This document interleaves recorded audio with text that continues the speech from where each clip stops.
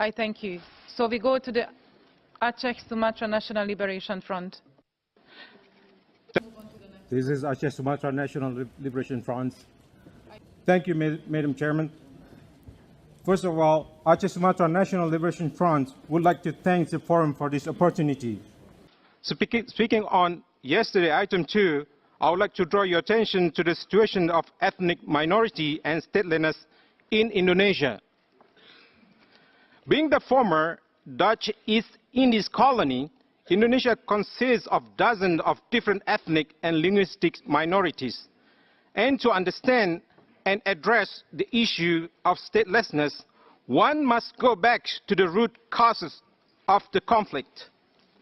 Madam Chair, after World War II, the entire Dutch East Indies was brought under one single administration called Indonesia.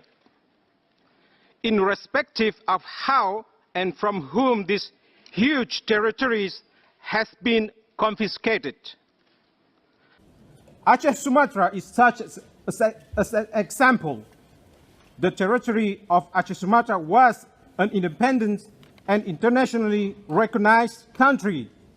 And due to these historical discrepancies, Aceh has been hit by a prolonged conflict with Indonesia. Most of the time has been violence. The latest one is a 30-year armed conflict which ended in Helsinki peace deal in August 2005. 30 years have gone since the deal. Any attempt to implement it through human rights approach has also failed, despite several provisions provided for the establishment of Human Rights Court, HRC, and Trust and Reconciliation Commission, TRC. Gross violation of human rights during the conflicts has been totally silenced, and thereby not a single perpetrator have been brought into justice.